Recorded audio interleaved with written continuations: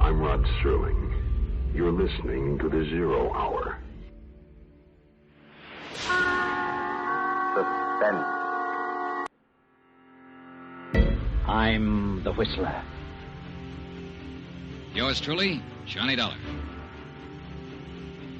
Who is it? The Fat Man. Presents The Man Called X.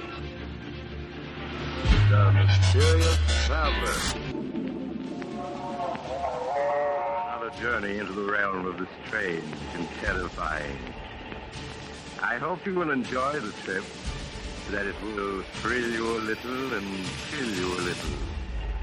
So settle back, get a good grip on your nerves. Where are we going? You'll find out when we get there.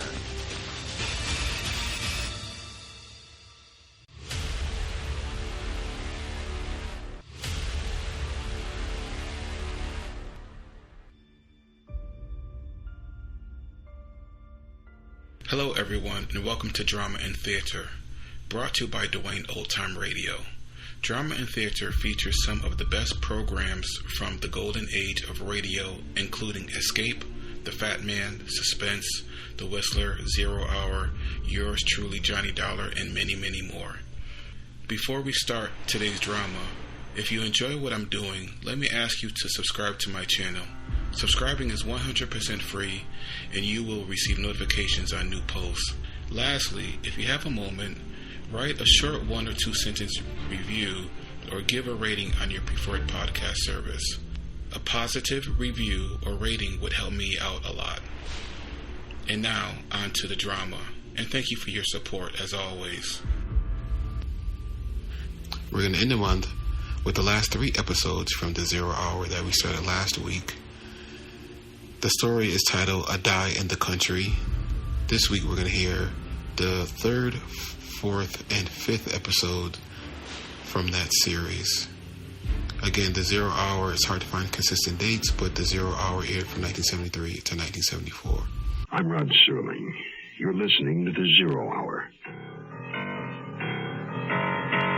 Rest your eyes.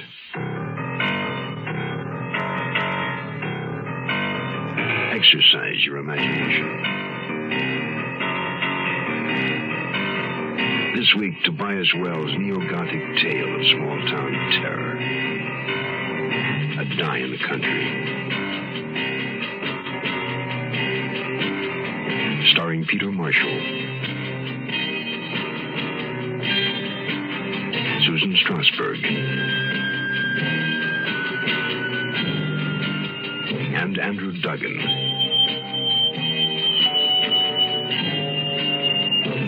In Elliot Lewis's production of The Zero Hour.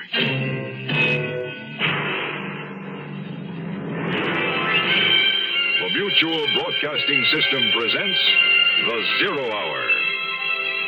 Sponsored in part by Quaker State Motor Oil and Beech Nut Chewing Tobacco.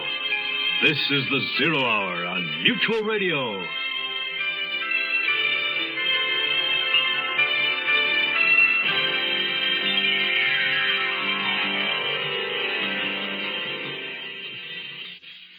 It's never easy to pick up and move to a new community. There's always a necessary period of adjustment. Young Boston detective Newt Severson and his wife Brenda are now in the process of adapting to their new surroundings. They've just moved to the quiet suburban town of Wellesley to await the birth of their first child. They've settled into a recently remodeled 3-story Victorian house with a small patch of New England woods on one side and Miss Mercy Bird, mystery writer and the town recluse, on the other. Directly across the street lives Wellesley's most prominent citizen, Town Selectman Rudolph Wharton, subject of current gossip concerning the recent desertion of his wife. As Detective Severson soon learns, Wharton is being harassed by a series of anonymous poisoned pen letters accusing him of his wife's murder. Back at his desk at the Boston police station, Newt Severson finds that Precinct Captain Granger has a further crime report from Wellesley. Newt Severson is beginning to question the advisability of his move to the country, and he is yet to meet the rest of his neighbors. A Die in the Country will continue in a moment. VISTA means Volunteers in Service to America. I started out as a business major in college. I graduated as a business major. I got into VISTA because I wanted to really do something. I chose this as my line, and when getting into it, it changed my whole life. I went through cultural shock. I found out what types of people really need the help and what's really happening in our country in the back areas. There is so much to be done. But I could say that if a person anywhere has an interest in doing something, there are programs for them. VISTA is one viable means, but there's so many ways of really getting involved with people. VISTA gave me my first start to work with the problems happening in this country and to really get down to earth and work with the people that need it. Volunteer for VISTA. VISTA is one part of action. Action is doing something. There is something you can do. Get into action.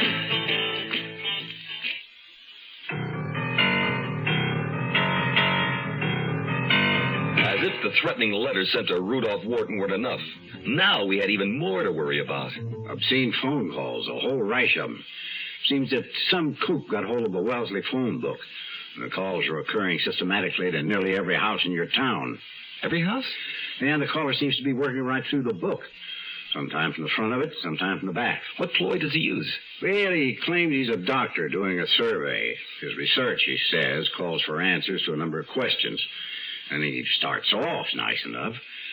Pretty soon he's into the interviewee's sex life. Now, you know how it goes from there. Some of the ladies in your town are pretty upset. I can imagine. But why did Torrance call you? What's the Boston connection? Well, they've been tracing the calls when they could, but the caller he's been jumping all over the place. Once they thought they had him. Months ago, when the calls first started, a series of them were traced to one Wellesley number. Turned out to be a family on an extended vacation. And the nut, whoever he is, had made an entry through a cellar window. Never stole anything. He just used the phone. Did they stake out the place? Yeah, sure. But, of course, by then, the guy had found himself another Michi. After that, he used pay booze mostly. Once, even the telephone in the high school principal's office. And you don't know how he managed that. Don't tell me he's operating all the way out of Boston. Well, the latest calls have been traced to, of all places, a phone booth at the aquarium here. This one sounds like a real weirdo. Aren't they all? Torrance wants us to stake it out, and since you have a personal interest in the town, I thought you'd be the man to do it. Has he established any time pattern? The caller never phones at night or on the weekend. Only those hours when most women are home alone. That figures. Any voice description? Nobody seems to agree. So maybe there's more than one nut at work. Anyway, he could be young, he could be old. Any chance, do you think, that he might really be a doctor? There can be a twisted mind in any profession. You know as well as I do, anything's possible. Yeah. It's what my wife calls a cop's suspicious nature. She's already accused me of looking at everybody in Wellesley as a suspect. Poison pen letters, obscene phone calls. Sounds to me you have reason to. So I waited out the day at the Boston Aquarium. But Wellesley's elusive sex nut continued to be the one that got away. At Captain Granger's suggestion, I stopped by on my way home to report to Police Chief Torrance of the Wellesley Force. Yeah, well, I'm sorry that you got sent on a wild goose chase ever since today. He called from a pay booth in Dedham. You got a quick trace on him? No, he's aware we're putting traces on him. This time he simply announced to his victim where he was calling from. Then he told me he alerted you to the crank letters being received by Rudolph Wharton. Yeah, he asked me to keep an eye out since Wharton lives right across the street from us. All right, we'd appreciate that. There isn't any doubt about that letter you received from Mrs. Wharton confirming her whereabouts, is there? I mean, no suspicion of forgery or anything. Good God, man. Wharton is one of our selectmen, remember? Oh, all right, I'm a cop. I know better, so I placed a person-to-person call to her that I paid for myself. Didn't want it to show up on the department phone bills. Our selectmen have to approve all monthly vouchers. So you actually talked to her then? No, she talked to me is more like it. Told me off for wasting my time tracking her down when I should be tracking down the people sending the letters. I'd like to have a copy of whatever record you have of the calls, and also photostats of the Wharton letters. Oh, you can get both of those from the clerk on your way out. Hey, now, I guess I'd better be getting home to my wife. Well, let's hope our women don't get the idea that there's some kind of fiend loose on our streets. But in point of fact, there is.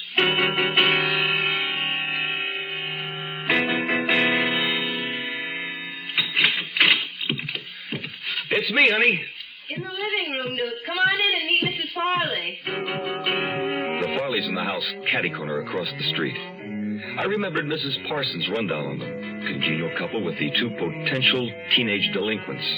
I walked in and saw a faded blonde in a red pantsuit sitting across the coffee table from Brenda. Gloria Farley, my husband, Newt. Pleased to meet you. I was just apologizing to your wife for not having come over sooner. I keep rather busy running a house with 2 children and holding down a job as well.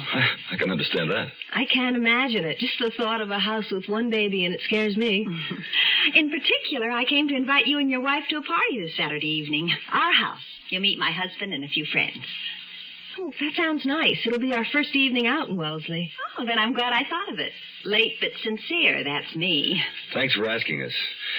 It's just what we need, really. Good. It's nice to have new neighbors, especially compatible ones. After Gloria Farley had left while Brenda put the finishing touches on a meatloaf dinner, I was going to get busy on that homework I'd asked Chief Torrance for. But instead, it seemed Mine Hair was late for his dinner, and Brenda asked me to go make sure he wasn't out squirrel hunting again. Here, kitty, kitty, kitty. Come on, Mine Hair. Hey, where are you, cat? If you're looking for your cat, I think I may have him. Is this one yours? He is. I didn't think he'd cross the street. My name's Severson. You're Mr. Wharton. Yes. And it's my fault. I like cats, and he's a beautiful animal. I lured him over. He's not used to all this freedom. We've been apartment dwellers in Boston. You're a detective, I understand. That's right. Well, our crime here is of the minor variety as a rule, and not much of it at that. That suits me.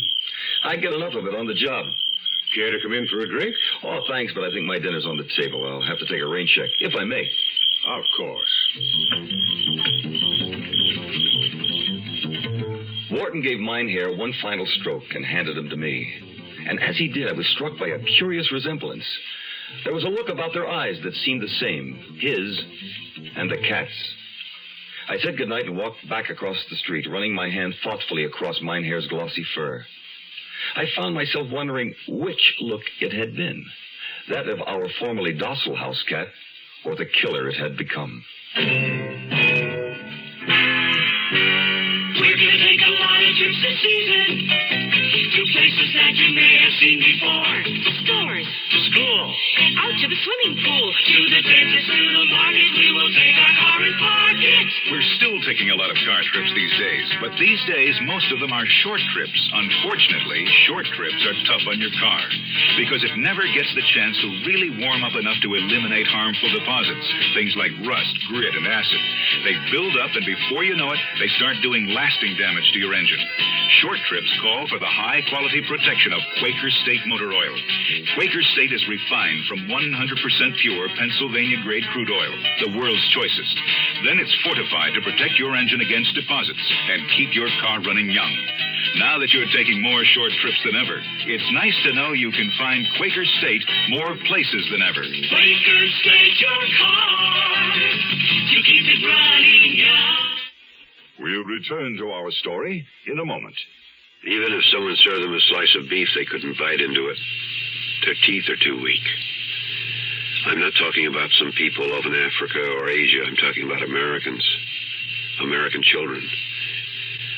It's tragic how many thousands of them are in this country whose teeth will literally rot in their mouths because they'll never receive basic dental care. They may not even own a toothbrush. What hurts is that it takes so very little for any one of us to help them. The same dollar, for instance, that buys you 2 packs of cigarettes can buy 3 American children the first toothbrushes they've ever owned. I'm Cliff Robertson. Won't you give up some cigarettes so some American children can have their first toothbrush? Send your dollar to Americans for Children's Relief, Box 5050, Stamford, Connecticut. Box 5050, Stamford, Connecticut. $1. And, of course, if you can afford more, give more.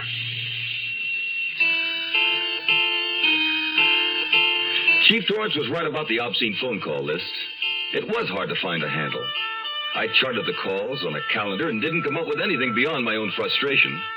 I thought I had a thread, 4 calls on consecutive Mondays from a pay booth outside the Wellesley Railroad Station between the hours of 8:30 and 9:30.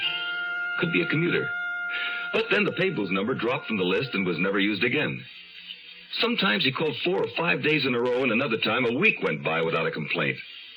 Of course, maybe that was only a time when those women he called hadn't bothered to report it. That was too often our problem.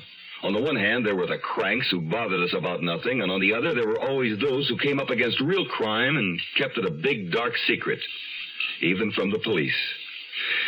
By the time Saturday night came, I was ready for that party at the Farleys and curious about who was going to be there. Come in and name your poison. Gloria Farley beckoned us into the high-ceiling living room and gestured us toward the bar set up on top of a baby grand piano. Obviously, the Farleys were more drinkers than music lovers, and, as it turned out, drama buffs. All of the people invited were members of the local little theater group, a kind of unisex couple appropriately named Chris and Christine, a second couple, the Kletz, Harvey and Angel, and Dolly Celine, a buxom redhead who instantly established her status as a widow in a plainly seductive tone of voice. Then we briefly met the Farley children, Delilah and Greg. I say briefly because they were both obviously eager to get out of the house. Perfectly normal for 2 teenagers when their parents are throwing a party. However, Gloria Farley was perturbed with them for rushing off in front of company. Delilah, I want you home at a decent hour, do you hear? And Greg, don't be in such a hurry. Please drive slowly. Do you have your house key? Oh, shit. They never want to stay home anymore. Oh, here's Arlen, my husband.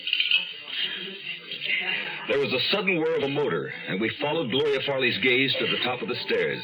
At that moment, a chair device came gliding down the staircase bearing Arlen Farley, a big-chested man with a full head of wavy white hair and a wide smile that revealed a mouthful of sparkling white teeth. At the foot of the stairs, he rose from the chair and walked toward us. I had a coronary last year, and the doctor recommended this chariot. It's kind of fun, and it makes a great entrance. Very impressive. These are our new neighbors, Arlen, Brenda and Newt Severson. I'll fix your ginger ale. Thanks, honey. Yeah, I had to get off the hard stuff. Cigarettes, too, the penalty for a misspent youth. Gloria tells me you're a cop. Detective. Boston Police. What's your business? Prosthetics, false teeth. If you ever need a pair of choppers, I'm your man. For goodness sake, I'm sure we have more interesting things to talk about than false teeth. I do. I bet no one can guess what happened to me the other day. All right, then. I'll tell you. Got one of those dirty phone calls. Oh, Dolly, how awful. Oh, maybe it wasn't so awful. Maybe Dolly enjoyed it. Oh, don't pretend to be so shocked, Gloria. I did enjoy it for a while until... Well, he did go a little too far. You mean you just hung on and let him keep talking to Well, you? at first I thought he was legitimate. He said he was a doctor. Dr. Venable, he said. Mrs. Celine. Dolly. Please, Mr. Severson. Did you report the call to the police? Why, no. Should I have? When did you say this happened? Exactly. I mean, can you remember? I guess it must have been the day before yesterday, sometime in the afternoon. I certainly don't remember the time exactly. It wasn't that important. What did he say to you? I mean, why did you think it was legitimate? Well, first he asked for Robert, my late husband, you know. His name's still in the directory. And then he explained he was interviewing married women or women who've been married for a survey. What kind of questions did he ask? Yeah, doll, what kind of questions did he ask? Arlen, this isn't funny. To start with, just ordinary questions, like how long I'd been married and how long we'd dated beforehand, just things like that. And then what? Then he began asking some very personal things. I mean, he wanted to know every little detail. I'll bet. So finally I asked him, is this necessary? And he said, oh, yes, it's a very important part of the survey. And you bought that? I explained that all the information I was giving him would be fed into a computer and be strictly anonymous. And then he told me if I'd answer all the rest of his questions, he'd put me on his paid subject list. He said persons who are particularly helpful to him get paid. I'll bet. Arlen, will you stop saying that? So then you answered all the rest of his questions, huh? Yeah, some. Good God, Dolly, how could you? Perfectly strange man over the telephone, doctor or not. I admit, they finally got so bad I said to him, look, what are you? A dirty old man. And, what did he say to that? There was a long silence. I thought I'd made him angry, and then suddenly he laughed. Had quite a pleasant laugh, and he said, Mrs. Celine, I'd like to meet you. Dolly, you didn't. No, of course not. I told him that I wasn't going to answer any more questions either, not even for money. Then did you hang up on him? Finally. No. He thanked me and hung up himself. He thanked you? That was nice. He did have a pleasant laugh. He really did. Maybe he was legitimate.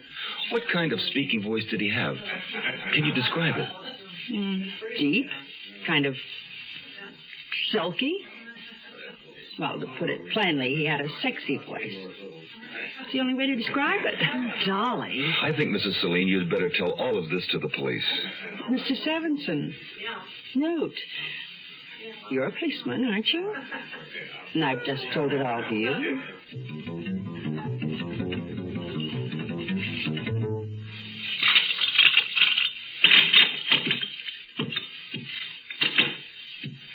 Oh, what a dreadful woman. You mean Mrs. Serling?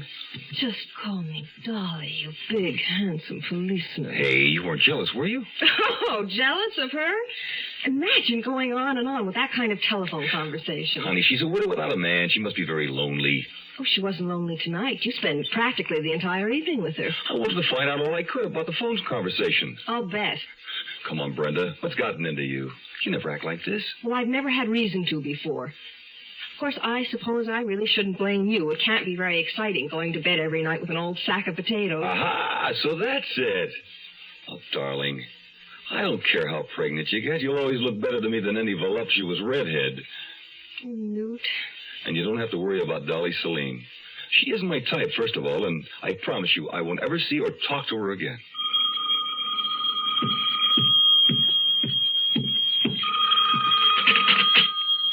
Hello? Oh. Yes, what is it, Mrs. Serling? Dolly?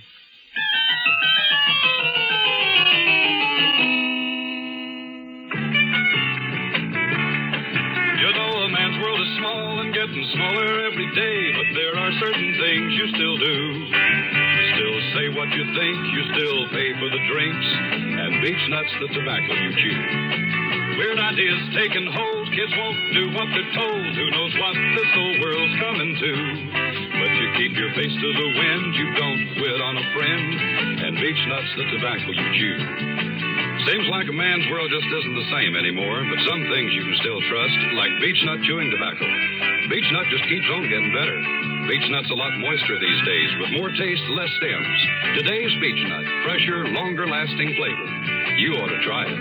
Girls in bars, girls in pants, a man just don't stand a chance, but there's still ways to show 'em who's who. You treat your dogs with respect, you keep your traps oiled and checked, and beech nut's the tobacco you chew. The Zero Hour continues after this.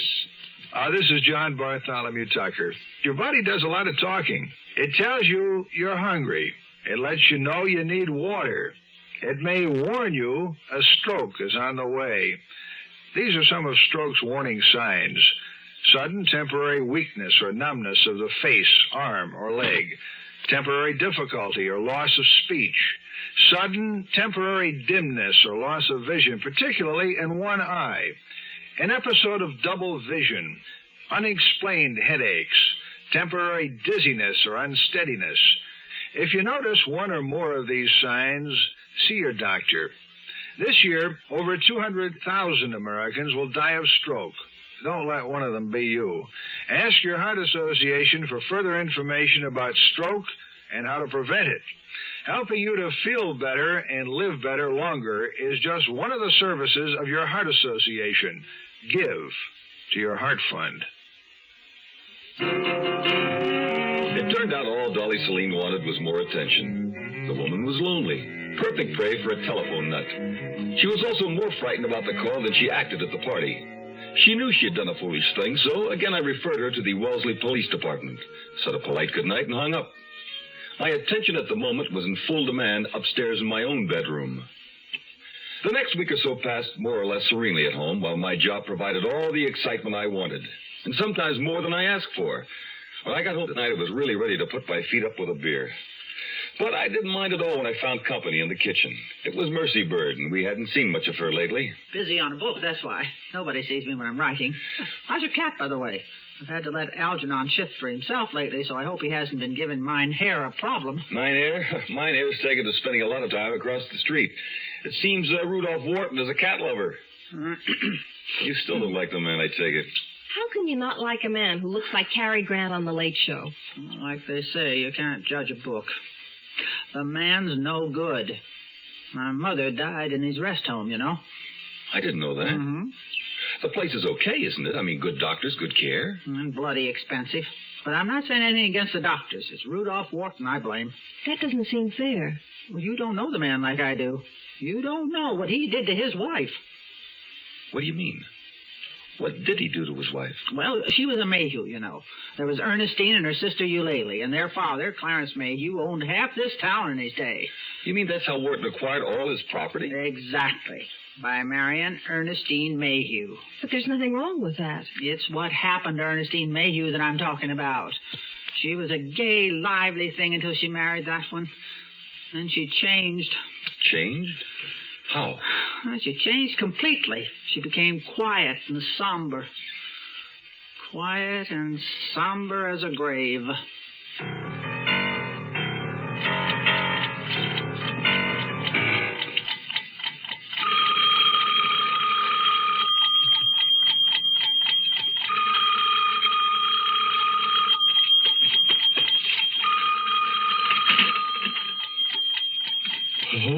Newt, this is Dolly Serling. Dolly, what? I'm frightened. I'm all alone here, and there's something wrong. Somebody's outside the house. I just know it. Well, why don't you call the police? They won't believe me. I'm afraid they think I'm something of a pest. Please, Newt, you're only a few blocks away. I wouldn't call in the middle of the night if I weren't scared stiff. Will you come over? All right. Oh, thank you, Newt. I feel safer already. Whatever you do, if there's someone there, don't let him in. I won't unless he's you. Please, Newt, hurry.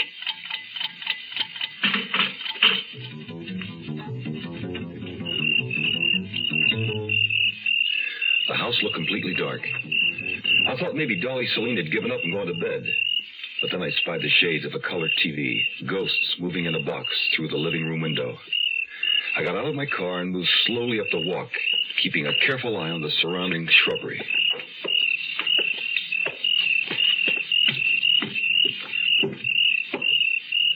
It was so dark I couldn't see where the doorbell was, so I knocked. Mrs. Serling? Mrs. Serling? Help me. Mrs. Serling? No. Help. Please. Dolly, I can't see you. Something moved on the floor. A sifting of shadows. I felt along the wall, found a switch, and flicked it. The hall light came on, and I saw her. Dolly Serling lying on the floor, dark splotches on her face and arms, bruises and blood. Blood redder than her hair. He came, Newt. The telephoner. He came.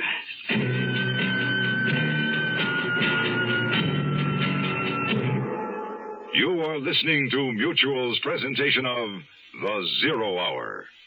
This is Gene King for your Better Business Bureau. If you're planning a vacation by air, you know it's a good money-saving idea to check with the airlines to see if you qualify for a special fare. You may be able to save yourself a sizable sum of money, but remember, you must comply exactly with the conditions or you'll be asked to pay the regular rate. Now, most airlines, for example, offer 2 youth fare plans. The cheapest is Youth Fare Standby. In this, you'll be the last of the passengers called and may not get on the flight. And Youth Fare Reserve, however, guarantees you a seat on a reserved flight, but it'll cost you more. Discount fares are also offered on long-distance travel, but remember there are conditions. For example, you may have to make reservations 2 weeks in advance, and for some, 3 months in advance. You must travel midweek only and return after 7 to 9 days. And no holiday or peak period traveling on this plan. A consumer tip from your Better Business Bureau.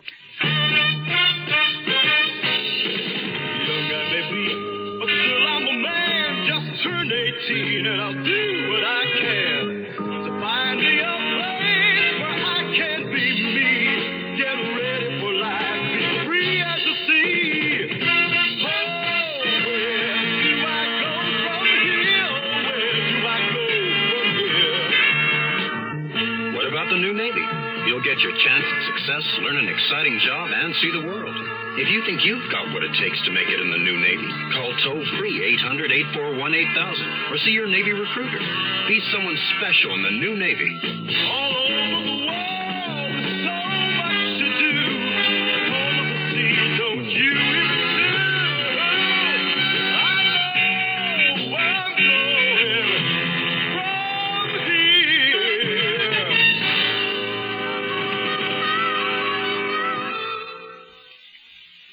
Tomorrow at this time, rest your eyes and listen here to this week's continuing study in suspense, A Die in the Country. I'm Rod Serling, and this is The Zero Hour. Today's episode brought to you in part by Quaker State Motor Oil and Beech Nut Chewing Tobacco. This is The Zero Hour on Mutual Radio.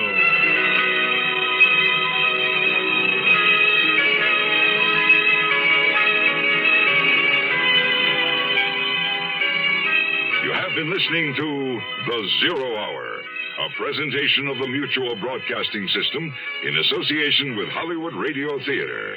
Heard every weekday at this time. Rod Serling is your host. Zero Hour is produced and directed by Elliott Lewis. The Hollywood Radio Theater theme was played by Ferranti and Teicher and is now available on United Artists Records and Tapes. Hugh Douglas speaking. Tune in tomorrow. And once again, rest your eyes and listen here to The Zero Hour.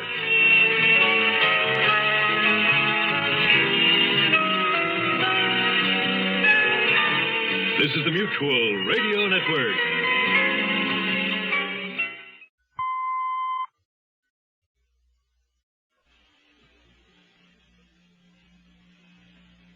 I'm Rod Serling. You're listening to The Zero Hour. Rest your eyes.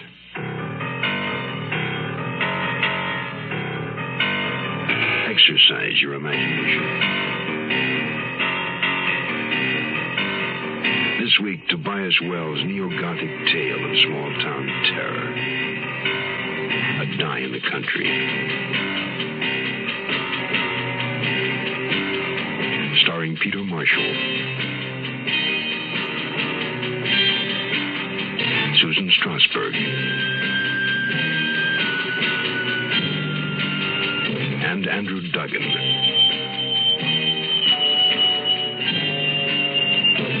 In Elliott Lewis's production of The Zero Hour.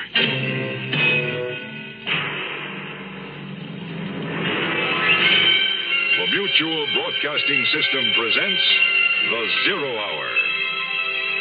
Sponsored in part by Quaker State Motor Oil, Campho-Phenique, and Bayer Aspirin. This is The Zero Hour on Mutual Radio.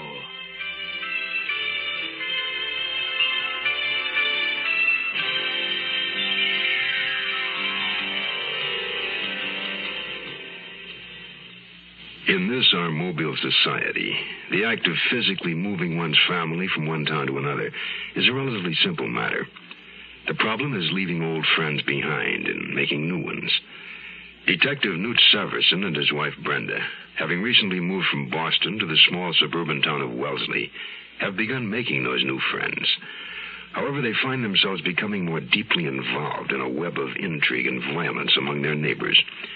While on an innocent errand to return a lost dog to their next-door neighbor, Mercy Bird, Newt has come upon startling evidence which tends to incriminate still another of their new Wellesley friends. City living was never quite like this. A Die in the Country resumes after this word. 200 million people live in America today. Within 30 years, our population is expected to increase by 50% to 300 million. President Nixon, in his recent congressional message, expressed concern over the impact of population growth on the quality of life in America. Specifically, the burdens it will place on education, health, transportation, employment, housing, and our natural resources. At our present rate of growth, we would have to build a city the size of Tulsa, Dayton, or Jersey City every 30 days for the next 30 years to accommodate these additional 100 million Americans. A Planned Parenthood study shows that our population growth can be slowed if voluntary family planning help is made available to every family that wants it. Planned Parenthood provides family planning help all over America right now. Overpopulation, it's everybody's problem. Support Planned Parenthood.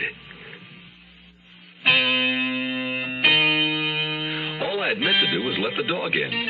But I found scissors, glue, and 3 words cut from old newspapers to make a bitter accusation. It was murder. So, Mercy Bird was the sender of the poison pen letters being received by Rudolph Wharton. Newt. What are you doing in here? I found Algernon. It looks as if that's not all you found. Why, Mercy? Why have you been sending these letters to Rudolph Wharton? Because it's true. The man murdered his wife. What makes you even think that? I don't think it. I know it. Don't ask me how. I just do. Then you've no evidence, no proof. Not the kind you mean. But I know the kind of man Rudolph Wharton is, and I know the kind of person Ernestine Mayhew was. She wouldn't just go away like that. He killed her, I tell you. Mercy, making such a terrible accusation against the man with no proof is going to land you in serious trouble. Why doesn't somebody look for proof? If a man like Wharton wanted to get rid of a body, he'd find a way. Has anybody dug up his cellar, unlocked his trunks, examined his flower bed? Mercy, you've been writing too many mystery stories. You're a detective, aren't you? You know damn well murders are committed and bodies are hidden all the time. The only difference is nobody's looking for this one. Nobody is looking for Ernestine Mayhew's body because the woman is alive and well, living with her sister in California. Chief Torrance has a letter from her, and he also talked to her on the telephone. Oh, then the police do suspect something.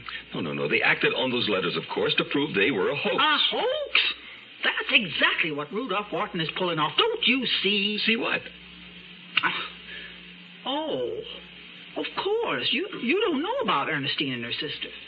What about them? That they look and sound so much alike. Could almost be twins, those two.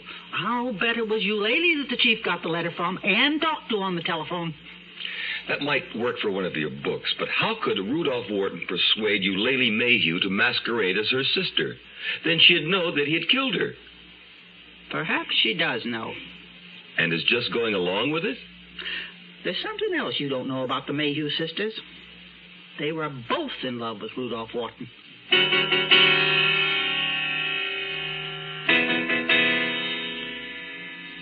Oh, Newt, you're not going to the police about Mercy, are you? Honey, I have to do something. This kind of thing just can't be ignored. You don't suppose that there's a chance she's right about Rudolph Wharton? That he's a murderer? Huh. Now who's looking at our neighbors like a cop? But why would Mercy do this? Well, we know she's a little eccentric, and I suppose as a mystery writer she may be inclined to let her imagination run amok. Living all alone in that creepy house. You know, there's hardly any furniture inside. I mean, from what I could see. Keeping her mother in that rest home must have been very expensive. Yeah. And a rest home owned by the rich Rudolph Wharton, no less. But she shouldn't be put in jail just for harboring a grudge. Sending threatening letters is more than just harboring a grudge. It's all going to depend on Wharton. I mean, what he wants to do about it after he finds out it's Mercy. Maybe he'll be charitable and not press charges. Are you going to talk to him or the police? I don't know. There's some sniffing around I want to do first. Oh, darling, if anybody can help Mercy, you can. I think I'm glad I'm married to a bulldog after all. My first stop was the town clerk's office in Town Hall, a red stone castle on top of a hill. I didn't think it wise to chance Rudolph Wharton's finding out that I'd been checking for information on his wife. So I made up a story to tell the clerk that wangled me a look at the alphabetical file under M. It took only a quick flip of the cards for me to get what I'd come for. Eulalie Mayhew's present address in California, where ostensibly both sisters could be found.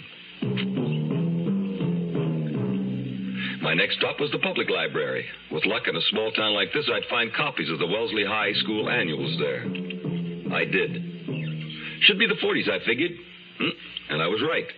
The summer class of 1941 for Ernestine, 42 for Eulalie.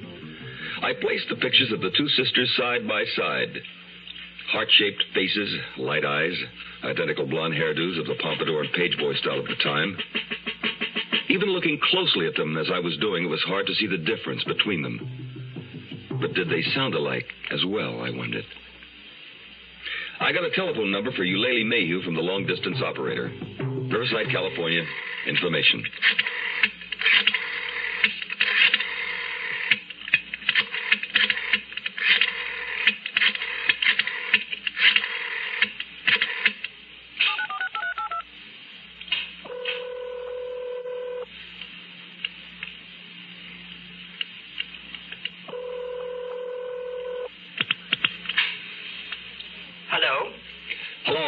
Miss Mayhew?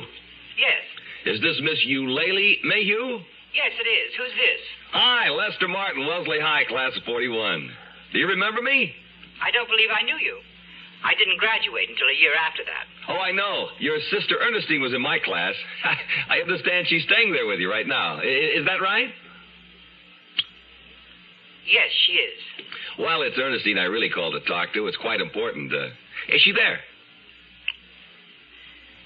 Yes, she's here. Just a moment.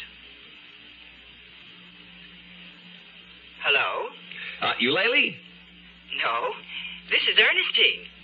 Ernestine Mayhew. How are you? This is Lester Martin. Long time no see. Yes, my sister told me you were on the phone. I'm afraid it's been longer than I'd care to admit. I'll bet you're wondering why I called. To be honest, I don't have the faintest notion. Well, we're planning a class reunion. Thanksgiving Day, the old football rivalry, you know. It'll be a real homecoming. Can you make it? Well, I don't know. I've been thinking of perhaps making a trip abroad soon. Oh? Who else is going to be at the reunion? Oh, Clarence Masters, Nella Mawhinney. I was given only the M's to call, so I don't know about the others. Then you wouldn't know if Patsy Oliver is coming? Patsy? No, she's not on my list. I'll have to think about it. I'll send you a letter with all the details, just as soon as they're worked out, of course. Thank you. You're welcome, Ernestine. Nice talking to you. And you know something? What? You and your sister sure sound exactly alike. Well, you must have forgotten, Lester. We always did.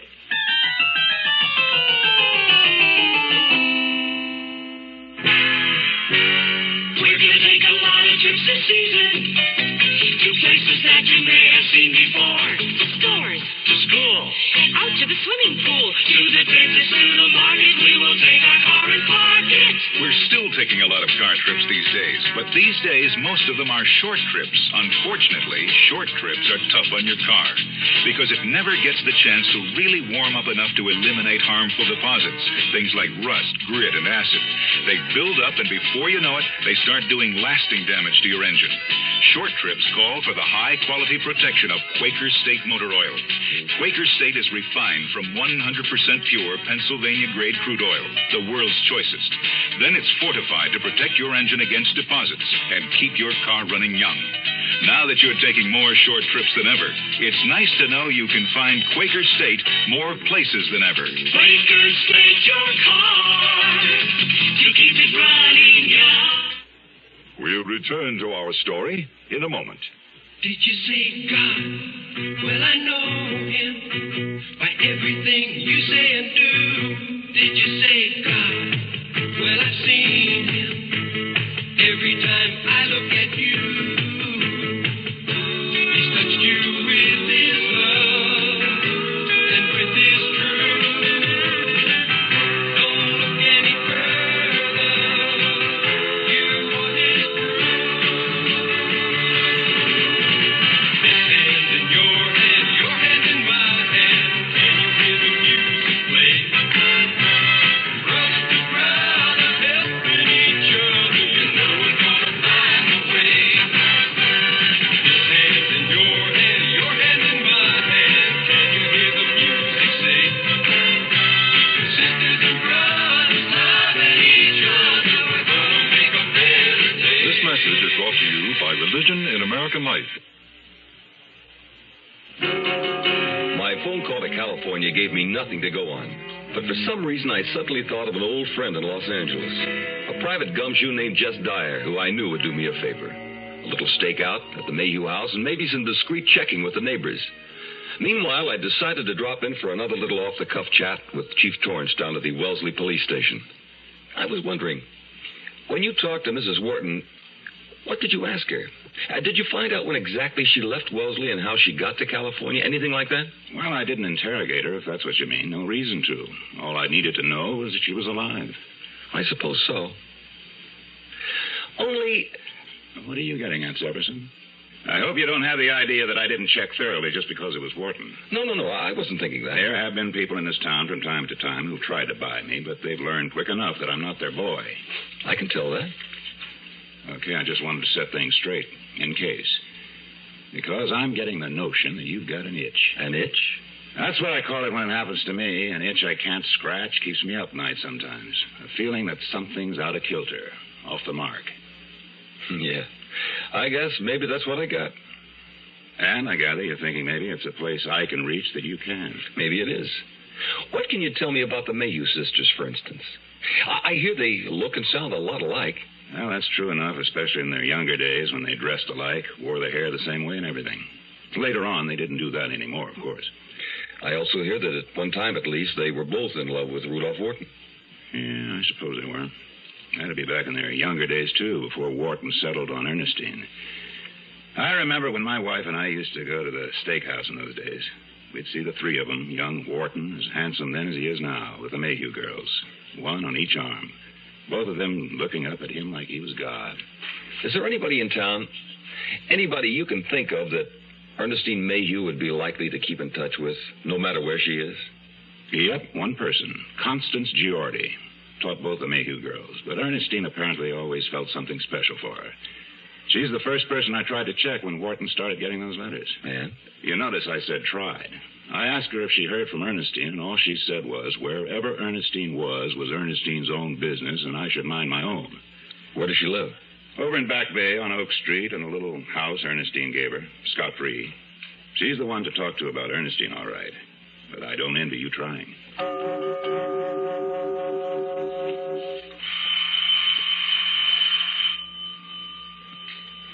I caught a faint movement of the lace curtain across the glass-paneled door, and I rang again. Go away, whoever you are. I'm not going to, Miss Giordi. I need to see you. Who are you, anyway? I never saw you before. I know. I haven't lived here in Wellesley long. I'm a detective from Boston, and I want to speak to you about Ernestine. Ernestine Mayhew? I just want to know one thing from you, whoever you are. Is Ernestine in any kind of trouble? I don't know. That's what I want to talk to you about. Well, then come in. Whatever it isn't any business of the neighbors. I stepped inside into a room that smelled of oriental rugs and furniture polish. Constance Giordi peered into my face with eyes like a pair of shiny black marbles. In the first place, you haven't even told me your name. Oh, I'm sorry. It's Severson. Newt Severson. My wife and I moved here recently. Our house is directly across the street from Rudolph Wharton. Miss Giordi, do you have any way of knowing that Ernestine Mayhew is all right? All right? What do you mean by that? If you could tell me that you've heard from her, then... But I can't tell you that, Mr. Severson, because I haven't. Not a word. Isn't that unusual? I'm told you're the one she's most likely to be in touch with. If she chose to, but there's no reason she should. But doesn't it seem strange to you that she apparently left town without telling anyone that she was leaving? Oh, but she didn't do that, Mr. Severson. She told me. She did? Of course. She telephoned and told me she was leaving Rudolph Wharton at last. Well, I told her, good riddance. I hoped she'd leave him the way she found him, without a penny. Then Ernestine knew of your dislike for her husband. Oh, naturally. I spoke against the man from the first moment she and Eulalie took up with him. Eulalie was in love with him, too? And I told Ernestine she should let Eulalie have him. Eulalie would have been a better match for him. She wouldn't have let the man walk all over her the way Ernestine allowed him to. Then Ernestine and Eulalie were not as alike as they appear to be in the photographs? Oh, they only looked alike. And sounded alike? Well, yes, that was strange. One might swear that their voices were identical. then someone might talk to one of them on the telephone and not be certain whether it was Ernestine or her sister. Yes, that's true. In that case, Miss Giordi, the only evidence we have that Ernestine Mayhew is safely in California is this letter. Chief Torrance received it in answer to his inquiry. Mr. Severson, this letter was not written by Ernestine Mayhew. It wasn't? Are you sure? I'm positive. Now, even I couldn't always tell them apart by their appearance. Often I'd have to look to see which one of them was speaking. But as their school teacher, I learned to distinguish their handwriting. I am positive. This letter was written by Eulalie Mayhew.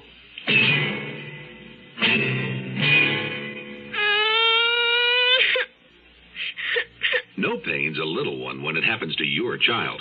Campho-Phenique instantly stops pain of minor cuts, scrapes, or burns. What about infection? Campho-Phenique gently penetrates skin injuries to kill germs that can cause infection, so injuries can heal nature's way. Janie, feel better now? It stopped hurting, Mommy. For minor cuts, scrapes, burns, Campho-Phenique, the penetrating first aid medication, stops pain instantly, helps prevent infection.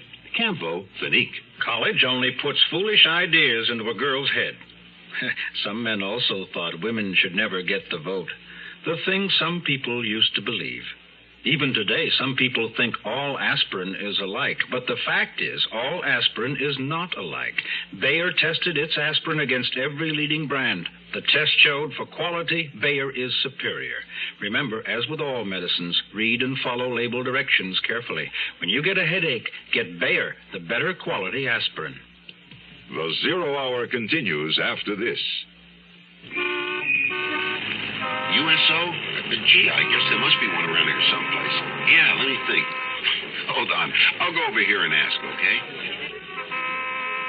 For longer than we care to remember, people have been taking the USO for granted. Sure, it's a place for servicemen and women, a place they can feel at home.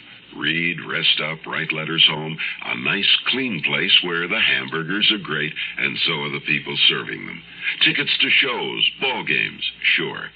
Everybody knows that about the USO. But what people don't know is that it takes money to keep the USO going for our 2 million men and women still in uniform. It takes a little money spread out among a lot of people. Because USO gets no government funds. It depends entirely on your gifts to the United Fund, Community Chest, or local USO campaign. So please give. Our work isn't done. I felt a chill when the old woman told me with such certainty that the letter had not been written by Ernestine, but by her sister. Maybe Mercy Bird, with all her talk of murder, wasn't so far off base after all. But I knew about handwriting evidence in court. One expert verified a forgery. A second expert repudiated the testimony of the first. Although I wondered who would dare to repudiate Constance Giordi. I was in the mood now to have that chat with Rudolph Wharton regarding Mercy's imprudent, threatening notes. I had a feeling I was going to find Wharton inclined to be lenient. I found him in his office in a building that housed a bank, a pharmacy, and a department store, all belonging to Wharton, I presumed. He sounded even more tolerant than I'd expected. Poor Mercy. She never quite got over her mother's death. They were very close. Yes, I gather that. She blames me for it, as perhaps she's told you. You know, I've always thought that strange. It's natural enough to blame someone, the doctor of the fates, but just because I happen to own the nursing home? Yes, that must be the reason for her sending you those letters, but why do you suppose she would accuse you of killing your wife? Well, she's always been fond of Ernestine, I think. Ernestine tolerated her. I suppose somehow she associated my wife's departure with the death of her mother. 2 people she was fond of. Yes, I guess that's possible. She's inclined to be, eccentric. As I'm sure you've noticed. Eccentric is putting it kindly. She's something of a character, all right. But harmless enough, I imagine. Then, are you going to press charges against her? No, I don't think that'll be necessary. That's very generous of you, considering the harassment she's caused you. Well, perhaps it might be well for her to see a psychiatrist. There's a good man at the hospital I could refer her to. I doubt that she has the money for that kind of treatment. Well, something could be worked out, I'm sure. Thank you, Mr. Wharton. You're being most considerate. I'm glad. As a matter of fact, my wife and I have become quite fond of Mercy Bird, and I wouldn't want to see her in any real trouble. By the way, Mr. Severson, I've had a call from my wife. You have? Yes. She was puzzling over a phone call she received. The caller identified himself as someone who'd been in high school with her, and he invited her to a class reunion. What's puzzling about that? Someone's always trying to get up a high school class reunion. Of course. But then she asked the man if Patsy Oliver was coming, and he answered that he didn't know because she wasn't on the list. What's wrong with that? Well, Patsy Oliver was a very popular figure at Wellesley High in those years. I remember him well. Patsy was a nickname for Patrick. Oh. Well, I tell your wife not to worry. Memory plays tricks on people. We all know that. Don't we, Mr. Wharton? I wasn't worried about that little blunder I'd made. I was only wondering what kind of call Rudolph Wharton had really received. Leaving Wharton's office, I threw caution out of the window by walking into the bank and making an inquiry about Ernestine Mayhew Wharton's account. I showed my Boston ID card, and after a long moment's hesitation, the bank official obliged. Well, yes, Mrs. Wharton has an account with us. A separate account of her own? That's right. I need to know what withdrawals Mrs. Wharton has made since January of this year. Oh, well, just a moment. That I'll have to check. You understand, of course, sir, this inquiry must be kept entirely confidential? Yes. Yes, of course. Just a moment. He picked up a telephone, and I wondered if he was checking with a bookkeeper or with Wharton. Mr. Severson. Yes. I must say it does seem rather odd, but Mrs. Wharton has made no withdrawals at all from her account since January. Chief Torrance wasn't going to like it, but I figured it was time for us to have another little talk. I was right.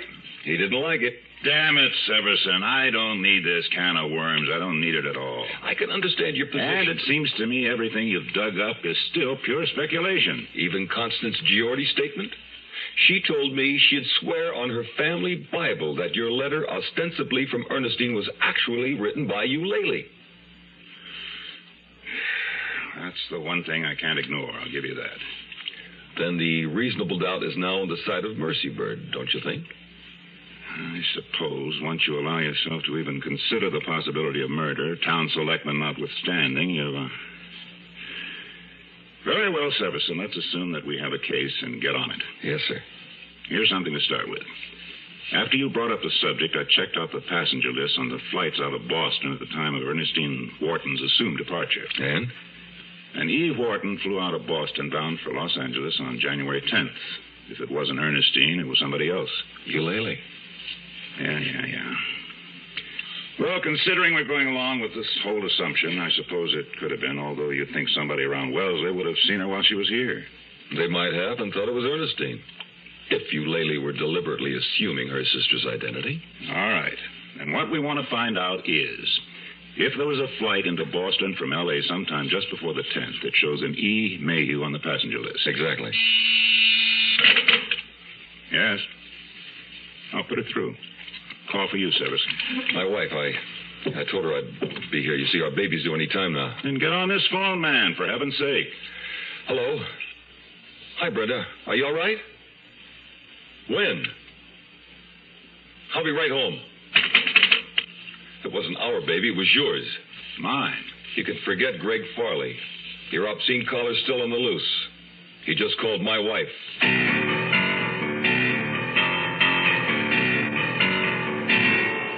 You are listening to Mutual's presentation of The Zero Hour. When they change a plane flight, I check to see if another is just as good or better.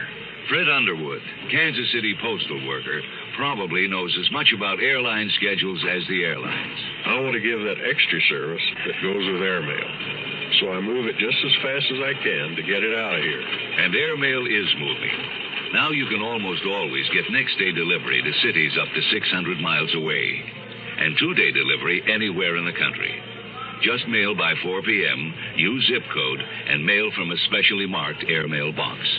When I started here, it was all propeller planes and trains. And back in the post office, mail was handled the same way it had been for years. Now there's jet planes and zip codes, and airmail's really going places. Airmail and zip codes. They speed everybody's letters.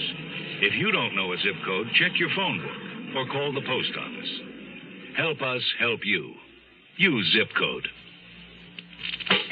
Young I may be, but still I'm a man. Just turned 18 and I'll do what I can to find me a place where I can be me. Get ready for life and be free as the sea. Where do I go from here? Oh, where do I go from here? I've finished school, but what lies ahead? Don't want to get trapped, want to feel free instead. All over the world, there's so much to do. The call of the sea, don't you hear it too? Where do I go from here? Oh, where do I go from here? What about the new Navy? You'll get your chance at success, learn an exciting job, and see the world. Call toll-free 800-841-8000. That's 800-841-8000. Or see your Navy recruiter. Be someone special in the new Navy. I know where I'm going from here. Tomorrow at this time, rest your eyes and listen here to this week's continuing study in suspense, A Die in the Country. I'm Rod Serling, and this is The Zero Hour. Today's episode brought to you in part by Quaker State Motor Oil, Campo Clinique, and Bayer Aspirin. This is The Zero Hour on Mutual Radio.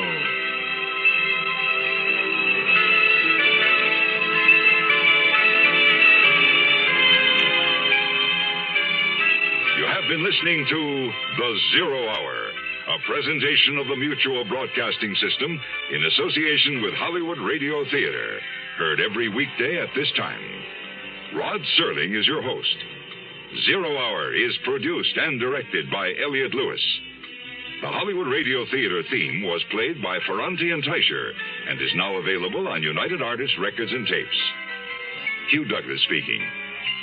Tune in tomorrow, and once again, rest your eyes and listen here to The Zero Hour. This is the Mutual Radio Network.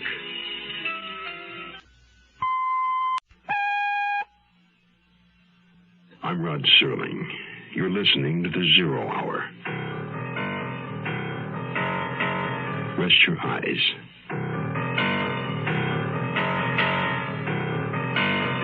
Exercise your imagination. This week, Tobias Wells' neo-Gothic tale of small-town terror. A Die in the Country. Starring Peter Marshall, Susan Strasberg, and Andrew Duggan.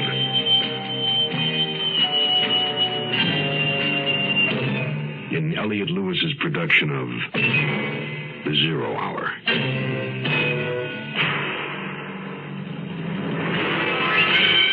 The Mutual Broadcasting System presents The Zero Hour. Sponsored in part by State Farm Insurance, the makers of Wrigley Gum, and the makers of Delco Batteries. This is The Zero Hour on Mutual Radio.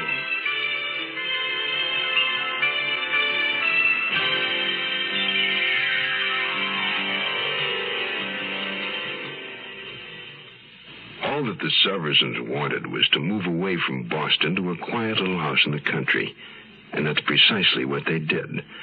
However, there were a great many unexpected bonuses thrown into the bargain.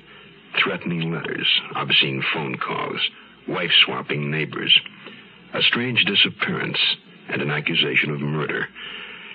As Detective Newt Severson, with the reluctant cooperation of Wellesley Police Chief Torrance, presses for an investigation into the affairs of Town Selectman Rudolph Wharton, Wellesley's elusive, obscene telephone caller strikes again. This time with a call to Severson's young wife, Brenda, while she's home alone, awaiting the impending birth of their first child. For Newt Severson, life in the country is about to explode, and reverberate down to the very foundation of his existence.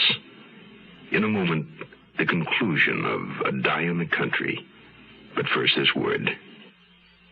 Hey, cowboy, you got a minute for range fire reading? Might save some mighty fine grazing land, expensive land, from going up in smoke. Hundreds of thousands of acres did just that last year, you know, including valuable watershed. So along with spring feeding came the mud and the silt that polluted streams and eroded more soil. And all because a couple of waddies got careless. Preventing range fires ain't tough work. It's a whole lot easier than fighting them or cleaning up after them. So first off, do some snooping. Check the spark arresters on all your equipment, tractors, trucks, jeeps, bikes. If you see that they're rusted out or burnt out, get them replaced. And start using a shovel to put out your campfires, like old Smokey Bear does. And last, remember range fire reader when you're fixing to burn off some brush. Check first with your local fire folks. Range fires are wildfires. Don't start something you can't finish, cowboy.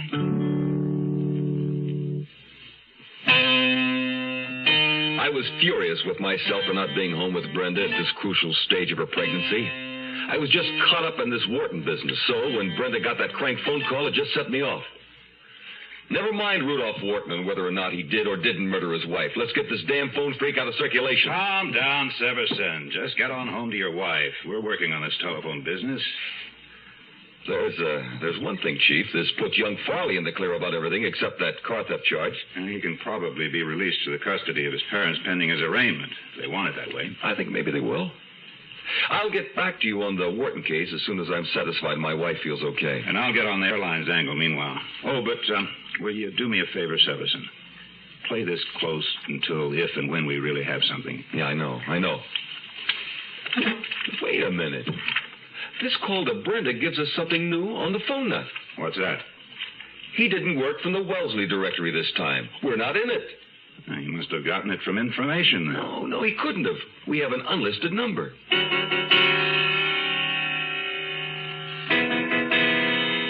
That's what I've been wondering, too, Newt. How did he get our number? Did he address you by name? Yes, right away. He said, "Hello, Mrs. Severson." But you didn't recognize the voice at all? No, it was deep and, sort of suave sounding. Yeah, Dolly Celine called it sexy. Oh, well, I'm not Dolly Celine. I would have hung up on him right away, but I knew you'd want me to find out everything I could.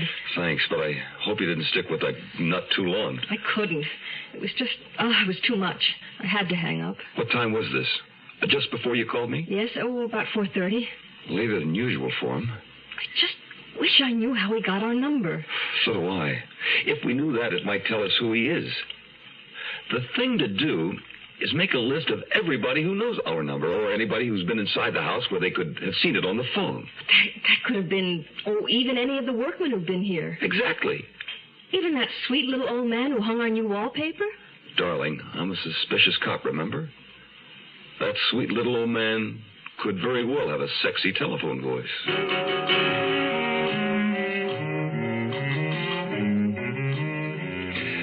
Hornet's nest we'd found ourselves in with this innocent little move out into the country. Maybe Brenda was right. Other people seem to live out their lives without coming up against murder, robbery, assault, and heaven knows what. I was beginning to wonder myself. Did the crime attract the cop, or did the cop attract the crime? It didn't matter. At the moment, I considered myself on a possible murder case, and I figured by now my contact in California had had time enough to check out that house and its neighbors in Riverside.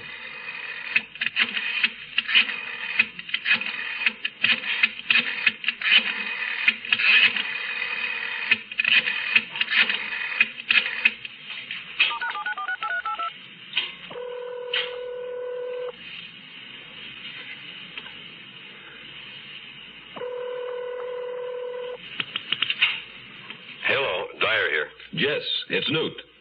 Find out anything for me? I don't know, but for what it's worth, here's the rundown. The neighbors don't seem to know anything about his sister, but then they say Eulalie Mayhew isn't much of the neighborly type. You mean her sister could be there, and they wouldn't know it, huh?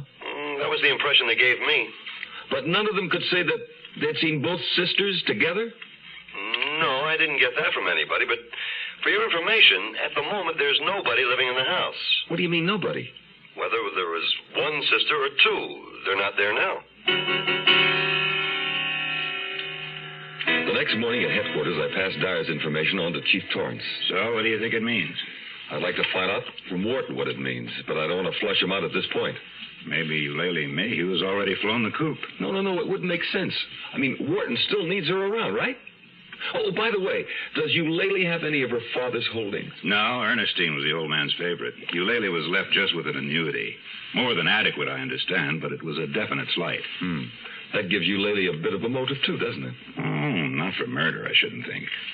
But I suppose it could weaken her resistance against aiding and abetting. Any luck on that check of the airlines? Not yet. There's a chance she wouldn't have used her own name, of course. Yes? Oh, yes, of course. Tell him to come in. Wharton's on his way in. Mr. Wharton, how are you? Hello, Chief. Severson, they told me you were in here, and I was hoping to talk to both of you. Well, what's up, Mr. Wharton? Well, for one thing, I've just learned that my wife has left the country. Oh? She's gone on an extended trip. I don't know for how long. Hawaii, the Orient, perhaps? Around the world? I don't know, Mr. Severson. My sister-in-law tells me she wasn't certain. In fact, Eulalie is quite concerned about Ernestine. In what way? Well, it seems our separation has been weighing heavily on her. She's been very depressed. And now, suddenly, she's just packed up and gone. Eulalie's quite distraught. Oh, I'm sorry to hear that, Mr. Wharton. Any way we can be of help? No, there's nothing even I can do. We're just hoping Ernestine will be in touch with one of us soon. It wouldn't be too difficult to locate her, I imagine, if we get on it quickly enough. No, I wouldn't want her to think I was keeping tabs on her. She wanted her freedom. I think maybe a trip is a good idea for her at this time. Yeah, probably is. Frankly, at the moment, it's Eulalie I'm concerned about. I didn't think she should be alone out there worrying about her sister, so I suggested that she come here, back to Wellesley for a while. Well, now, it'll be nice to see Eulalie Mayhew again. You're going to enjoy meeting her, Severson. She's quite a woman. Yes, I'd like very much to meet her. You'll have the opportunity. That's why I'm here. You'll both come, won't you? Come? Come where? To my house, Saturday night. I'm throwing a little party for Eulalie to welcome her home. We're number one. We're the largest company, and you don't get to be the largest company unless you're doing a little extra for people. Agent Bill Rich of Logan, Utah, explains why State Farm Mutual is the world's largest car insurer. This is what the consumer feels, and you know that if a consumer feels State Farm is number one, it's got to be on two things, service and price. And if you're not competitive in both of these areas and do the job, the customer is not going to rate them where they have. We're number one. We only got there because we were most competitive, or as competitive as anyone, and because we're there to serve. Service and price. That's what car insurance value is all about. And there are two good reasons to see your nearby State Farm agent now. Like a good neighbor, State Farm is there. We'll return to our story in a moment. This is Gene King for your Better Business Bureau. Homeowners can save 15 to 30% on their winter heating bills by installing weather stripping around doors and caulking around all windows. A quarter-inch crack under a door leading to an attic or other unheated area may cost $4.50 per winter in lost heat. Incidentally, you can also increase the wintertime comfort and decrease the heating bills you'll have to pay by installing storm windows, which reduce loss through windows by 50%. Storm windows usually pay for themselves in 7 to 10 years, and thereafter return an annual dividend of 13 to 18% in fuel savings. Another way to reduce loss of heat in winter is to install proper insulation. In a cold to moderately cold climate, a homeowner can save enough on his fuel bill to recover the cost of the insulation within 8 to 12 years. A consumer tip from your Better Business Bureau. Brenda's only concern when I told her about Wharton's party was which of her maternity dresses looked the least like a maternity dress. My concern was that I had Dr. Abrams' number in my pocket. It would be just like our stubborn son and heir to put in his belated appearance just as I was closing in on a murder. I wonder if he's invited any of the other neighbors. Mercy Bird wouldn't come if he asked her. Mercy's only come out of her house long enough to give Algernon a quick walk lately. She must be busy writing a new book. As long as she's not writing any more letters. What about the Farleys? Do you think they'll be there? I doubt it. I gather the only neighborliness between the Whartons and the Farleys was Ernestine Wharton's friendship with young Greg. It's a shame she isn't around to help him now. Maybe not. Maybe his own parents will come through for him this time. Is Greg still in jail? No. His mother brought him home this afternoon.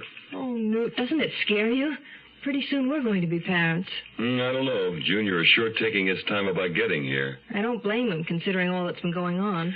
Well, tell him to hold off at least a few more hours. I don't think Rudolph Wharton's cocktail party is going to be any place to have a baby. Saturday couldn't come fast enough for me. Call it my suspicious cop nature, but I was certain the party would be a showdown. I spent any free time I had at home nursing along the ivy I'd planted around the railing of our porch. I was hoping to catch a glimpse, a sneak preview of Eulalie Mayhew. But I never saw a sign of her, or Wharton for that matter. Finally...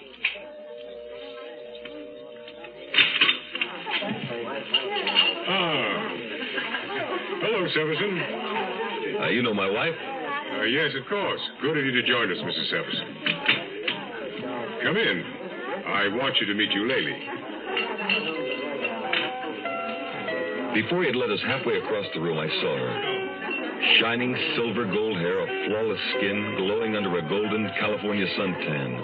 Eyes the color of pansies, a young girl's body in a sleek gold cocktail dress. So, that was Eulalie Mayhew. I found myself wondering if Ernestine, wherever she was, still looked like her sister. Rudy tells me you're a detective. That's right. Mr. Severson is with the Boston police, but it appears he's intrigued by our little transgressions in Wellesley as well. Which reminds me, I believe Chief Torrance has some news for you, Severson. He's right over there. A detective? A police chief? Well, it appears Rudy has himself surrounded by the law. What a lovely outfit you have on, Mrs. Severson. Thank you. Will this be your first? I left Brenda gazing enviously at Eulalie Mayhew's sylph-like figure and made my way across the room to see what Torrance had come up with. If it were the information we'd been after from the airlines, Wharton unwittingly may have just directed me toward his own undoing. Oh, Severson, you'll want to hear this. Dennehy called in a little while ago with quite a piece of news. Concerning our genial host? No, not this time. It's the telephone nut. We've got him. Hallelujah. Are you sure? I mean, how did you find him? It was that list you had your wife make up that did it. You know, all the workmen who had been in your house since you moved in. Now, don't tell me it was the sweet little old man who hung the wallpaper. Nah, but you're close. Try the nice, clean-cut all-American type who installed your telephone. A guy from the telephone company? Why is it we never think of the obvious? Seems he just kind of blends into the woodwork. Nobody pays any attention to him. And once he's done his job, you forget he was there. But when we went back and checked, we found him everywhere. When Dennehy moved in on him in a cruddy little apartment over in Needham, there it was. A little yellow Wellesley directory and a raft of porno junk all over the place. Did he own up? To everything but the Dolly Saline attack, claims he never done any real harm to anyone. Just a talker, not a doer, according to him. Do you buy that? Dennehy does. He thinks the guy called her all right, but he never went near her. But then, how do you explain... I don't know. We're going to have another talk with Mrs. Saline. Chief, here comes Dennehy now. What's he doing here? I don't know, but he sure is in a hurry. I hope he doesn't knock anybody over. What is it, Dennehy? That piece of information you've been waiting for just came in, Chief. From the airline? You really hit the nail on the head, Newt. On January 9th, just the day before, an E. Wharton flew out of Boston, and E. Mayhew flew in from L.A. Well, now, isn't that interesting? I think maybe our host will find it much more stimulating than the usual cocktail party conversation.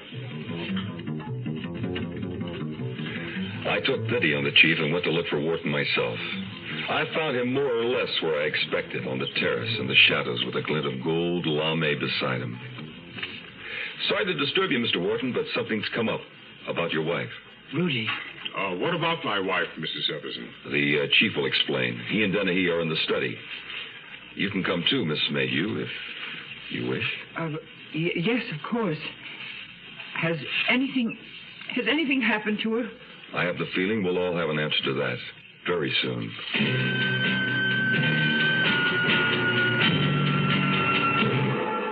Wrigley Spearmint Gum, Gum, Gum. Wrigley Spearmint Gum. Carry the big fresh flavor wherever you go, whatever you do. It's the finest pack of flavor wherever you go, whatever you do. Flavor this big shouldn't be left behind. So wherever you go, carry a pack of Wrigley Spearmint Gum. Wrigley Spearmint. It's the finest spearmint flavor. The great Wrigley taste, delicious to chew. Wrigley Spearmint Gum. Carry it with you. Maybe all you know about batteries is that they're necessary to start your car. And you want one that will start and start and start your car. That's just what the Delco Energizer was designed to do. It supplies a super burst of power instantaneously to start a car in almost any weather. Get a Delco battery for your car. Look for the red, white, and blue Delco sign. Well, the more you know, the more you want Delco.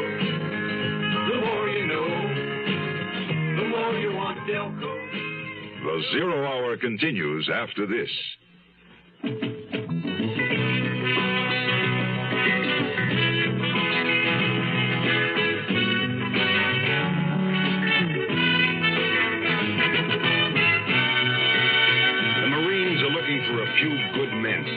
Men who want to learn good jobs. And today, a qualified man can choose the direction he wants to go in the Marine Corps. Choose the kind of skills he wants to learn, like computers, aircraft maintenance, or electronics, radio communications, food services, aviation technology. You name it, Marines do it. If you want to learn it, the Marines will teach you skills, responsibility, and leadership in any field you can handle.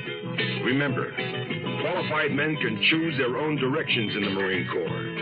Skills to learn, careers to build in many directions. The Marines are looking for a few good men who want to choose their own directions, want to learn good jobs, want to be Marines.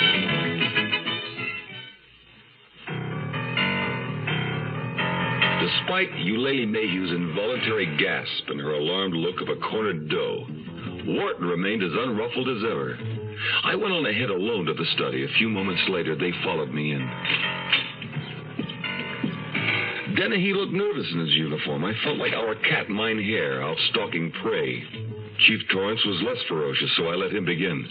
I'm sorry, Mr. Wharton, but several things have come up that we need to have explained. Well, that's all right, Chief. I can understand your position. Well, what sort of things? Well, for one, that letter we received from your wife confirming her whereabouts in California. Well, what about it? Well, we have it on good authority, very good authority, that it was not written by your wife at all. Really?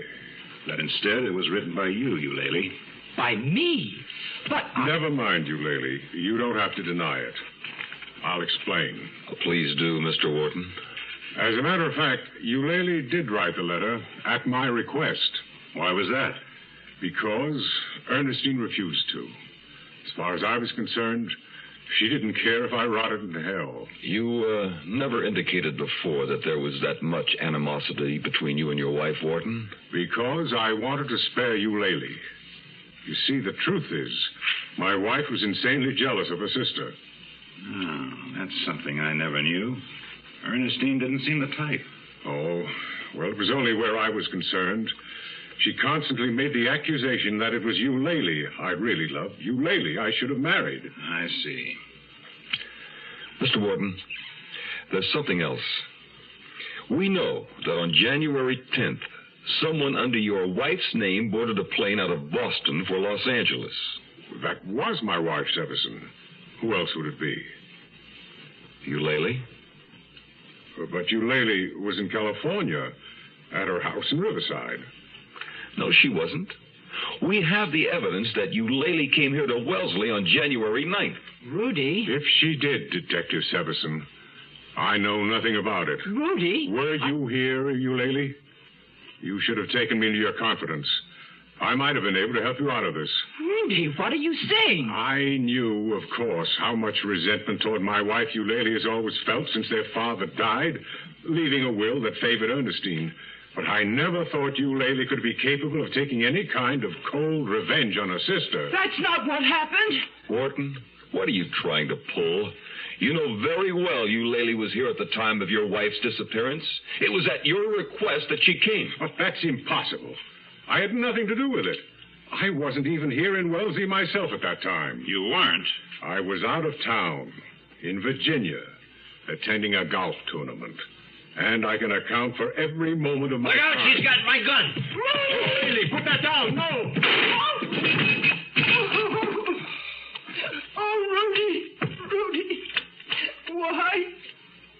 I'm sorry. It's all my fault, Chief. Get the door, Dennehy. Keep everybody out. I better call an ambulance, Newt.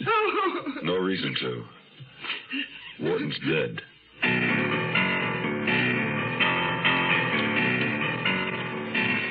It was all in the Wellesley newspaper. It was on the front page for weeks. The gradual piecing together of the facts.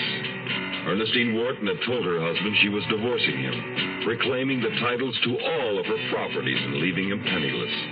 In a rage, Wharton had killed her. Killed her on the 7th of January. Greg Farley testified that he had spent most of January 6th in Ernestine Wharton's company. And January 8th was the day it was proven that Rudolph Wharton left Wellesley to attend the golf tournament in Virginia. Eulalie Mayhew arrived in Wellesley on the 9th, not knowing that her sister was dead. She maintained this stance at the trial. She swore she hadn't known and never saw the body. Oh, come now, Miss Mayhew. It certainly would be to your advantage to cooperate at this point and tell this court where the body of your sister, Ernestine Mayhew Wharton, lies buried. I don't know, I tell you. Remember, she was the victim of a cold, calculating murderer, Rudolph Wharton. Where is your poor sister now, Miss Mayhew? I don't know. I don't know. I don't know. The trial went on, and the prosecution hammered away at Eulalie Mayhew about the location of her sister's body. The only thing in the next few weeks that was resolved was Brenda's condition. It was a 7-pound, 8-ounce boy. Do you think Eulalie Mayhew's telling the truth, Newt? Well, Denny, he does. And he's become something of an authority on hysterical women ever since he broke down that story of Dolly Selene's. Imagine.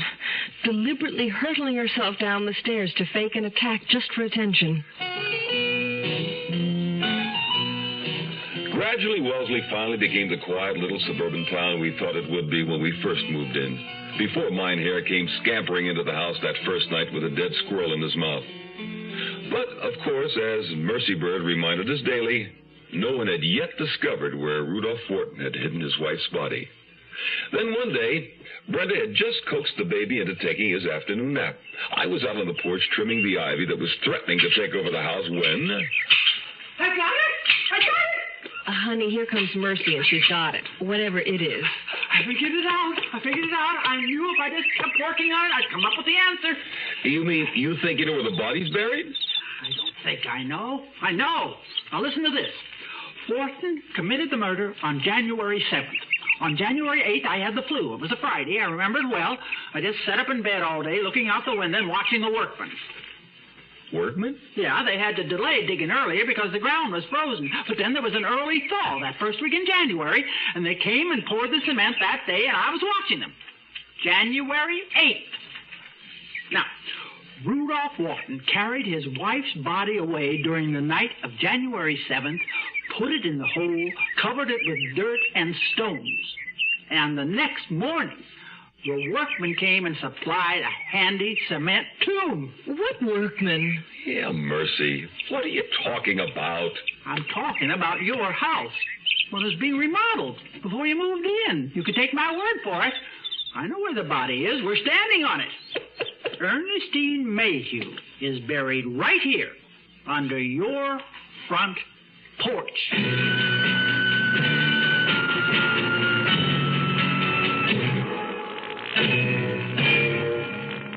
You are listening to Mutual's presentation of The Zero Hour.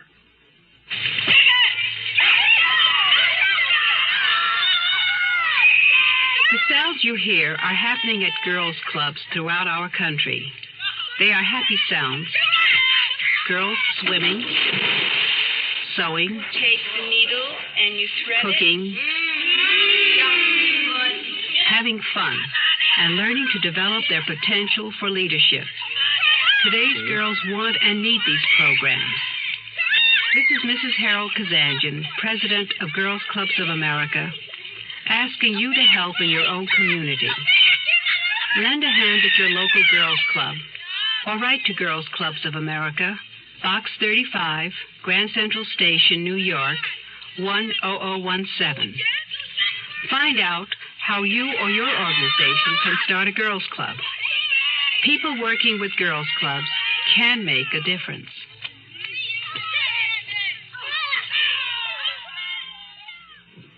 In this life, one thing counts. In the bank, large amounts. I'm afraid these don't grow on trees. You gotta pick a pocket or two. You gotta pick a pocket or two. Hello, my dears. This is Fagin calling, otherwise known as Ron Moody. You gotta pick a pocket or two. The music you're hearing is from the score of our show, Oliver. Great things happened in those years, and great things are still happening today in many fields. One of these is the field of art research. New methods are being found to prevent and treat the heart diseases, and that means longer, healthier lives for all of us. Please support this life-saving work with a gift to the Art Fund this month.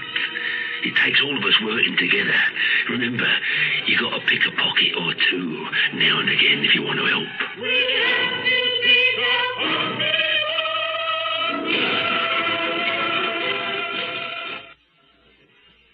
That concludes this week's production of the Zero Hour. Tobias Wells, A Die in the Country. Next week, we'll begin another exciting dramatization of a tale of mystery and suspense. We'll tell our story in 5 days, at the same time, Monday through Friday. So on Monday, rest your eyes and listen here to the Zero Hour. Today's episode brought to you in part by State Farm Insurance, Wrigley Gum, and Delco Batteries. This is the Zero Hour on Mutual Radio.